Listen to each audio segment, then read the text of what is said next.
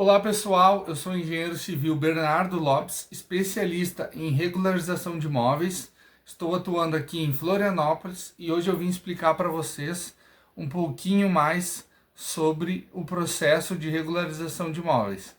Eu fiz um mapa mental explicando o passo a passo para vocês de maneira simples e clara, da melhor maneira possível, para que vocês entendam qual etapa do processo o imóvel do cliente está.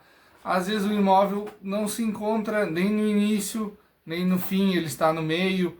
Então, com esse mapa mental, vocês vão entender aonde o imóvel do cliente está, qual etapa está, e assim poder dar seguimento ao processo, né? Que é um processo bem longo, é um processo bem complicado, não é um processo simples, tá bem?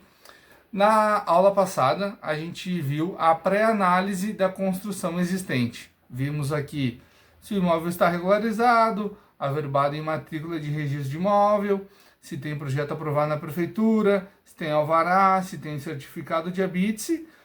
Caso não tenha, a gente vai para a análise dos documentos do imóvel, que é o tema dessa aula. A análise dos documentos do imóvel. A gente vai perguntar se tem algum documento de comprovação de propriedade. Esse documento aqui é o principal que a gente vai procurar. É muito necessário ter. Se o cliente nos apresentar um contrato de compra e venda, se ele tiver algum contrato de compra e venda, a gente vai ver se tem a escritura pública do imóvel.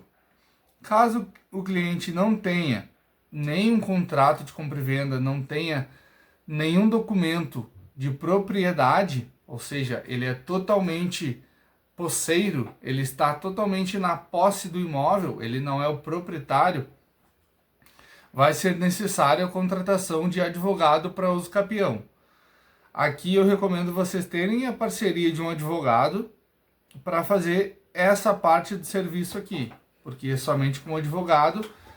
E a uso capião são vários tipos de uso capião. Eu não vou estar entrando em detalhes aqui agora, mas são vários tipos. Aí o advogado vai saber qual o melhor tipo, o tipo mais simplificado de uso capião que vocês vão fazer. Aí essa parte fica com o advogado, nosso colega de serviço. Se o imóvel possui um contrato de compra e venda, vai ser necessário fazer a escritura pública do imóvel, desse contrato aqui. Se ele não tem escritura, vocês vão ir no cartório de notas, fazer a escritura. Com o cartório de notas, o cartório de notas ele vai dizer que essa escritura pública do imóvel é válida. Esse contrato do imóvel de compra e venda, ele é válido. Ou seja, a pessoa que está assinando é aquela pessoa mesmo, a pessoa que está comprando é aquela pessoa mesmo, que está tudo certo. Ele vai certificar por meio público, né, de fé pública, que aquele contrato de compra e venda é um contrato legal, é um contrato válido.